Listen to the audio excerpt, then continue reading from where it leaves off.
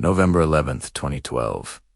On a quiet beach in Belize, a shocking discovery shatters the peace. An American expatriate, Gregory Fole, is found dead in his home. Within hours, the police have a person of interest. His neighbor, the eccentric tech millionaire, John McAfee, but when they arrive to question him, he's vanished. This was the start of one of the most bizarre fugitive stories of the 21st century. A tale of international manhunts, media theatrics, and a man who always seemed to be one step ahead of everyone. This isn't just a true crime story. It's an exploration of how fame, fortune, and a rebellious spirit collided on the world stage, leading to a dramatic and tragic end. To understand the men, we have to go back to the beginning. In the late 1980s, the digital world was just taking shape. Personal computers were becoming common, and with them came a new threat: computer viruses. John McAfee, a software engineer at the time, saw the danger early. He created a program to detect and remove these digital pests and started sharing it. The response was explosive. By the early 90s, McAfee Associates was a global powerhouse, protecting the world's biggest companies. John McAfee became a Silicon Valley icon almost overnight, but the corporate world never quite fit him. He was a maverick, and the structure and predictability of business life started to feel like a cage. So, in 1994, he made a stunning move. He sold his shares in the company that bore his name and walked away with a fortune estimated at $100 million. What do you do after you've conquered the tech world and have more money than you can spend? For McAfee, it meant shedding his old life completely. He embarked on a period of restless wandering, diving into unconventional hobbies and developing a deep-seated distrust of governments and large institutions. He was searching for something, but what? That search eventually led him to a small, remote corner of Central America. After the 2008 financial crisis took a significant bite out of his fortune, McAfee packed his bags and moved to Belize in 2009. He claimed he was looking for a simpler, more private life, far from the prying eyes of the world he'd left behind. In Belize, he bought property, started a few local businesses, and even set up a small research lab focused on alternative medicine. He hired a personal security team, and his compound became a source of local curiosity and rumor. To some of his neighbors, he was just an eccentric but harmless recluse. To others, his behavior was increasingly erratic and unpredictable. Tensions began to simmer. There were disputes with neighbors over his dogs and his security guards.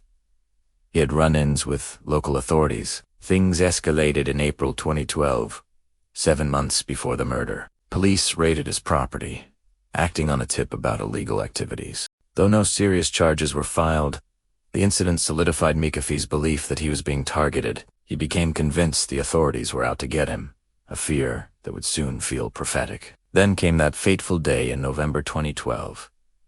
Gregory Fole, McAfee's neighbor, was discovered dead from a gunshot wound. The two men had been in a heated, ongoing dispute. For the Belizean police, McAfee was the obvious person to question, but they were too late. Before they could even knock on his door, he was gone. He later claimed he feared the police wouldn't give him a fair shake, and that his life was in danger. Belizean officials declared him a person of interest, and an international manhunt began. But McAfee didn't just hide. He turned his escape into a media circus. He contacted journalists from his hideouts, giving wild interviews, proclaiming his innocence, and taunting the authorities. He was on the run, but he was also performing for a global audience. His game of cat and mouse came to an abrupt halt when a photo, posted online by a journalist traveling with him, accidentally revealed his location data. He had fled to Guatemala, and now the world knew exactly where he was. In early December 2012, Guatemalan authorities caught up with him, arresting him for illegal entry into the country. It seemed the chase was over. Belize was ready to have him extradited to face questioning, but McAfee had one more trick up his sleeve. While in custody, he complained of chest pains and was rushed to a hospital. His legal team worked frantically, filing appeals to block his transfer to Belize. And then, in a move that stunned everyone, Guatemala decided not to send him back to Belize. Instead, they deported him to the United States. He landed in Miami, and with no active U.S. charges against him related to the Belize case, he was simply released. He was a free man. Bike in Belize.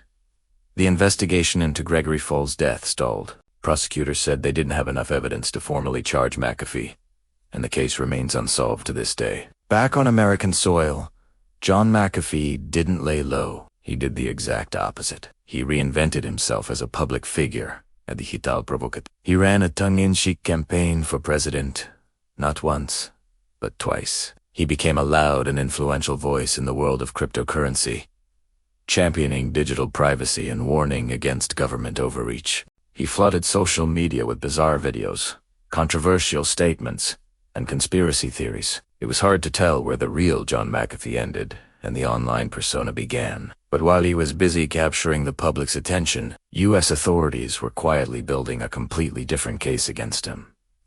This had nothing to do with Belize.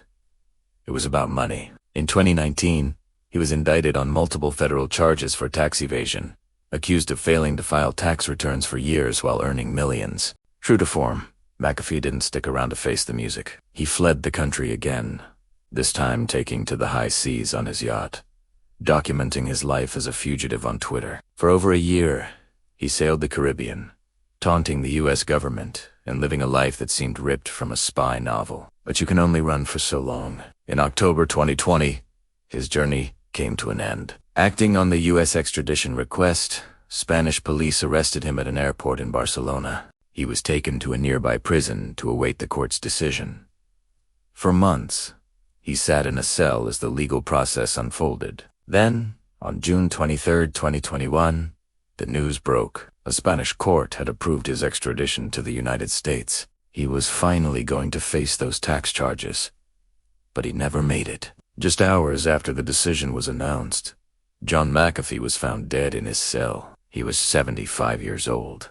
An official autopsy concluded that he had taken his own life. His family and many of his followers disputed this, fueling one last wave of conspiracy theories. But Spanish authorities maintained their finding, stating there was no evidence of foul play. So, who was John McAfee? A brilliant innovator who kickstarted the entire cybersecurity industry. A paranoid fugitive who saw conspiracies around every corner. A master manipulator who used the media to craft his own narrative. He was, perhaps, all of these things and more. He was a pioneer who couldn't stand the world he helped create. A libertarian who spent his final years as a prisoner. A man who craved freedom, but was ultimately trapped by his own choices. His life is a complex, often contradictory story that continues to raise questions about technology, privacy, and the price of living life completely on your own terms. Few people have ever blurred the lines between genius,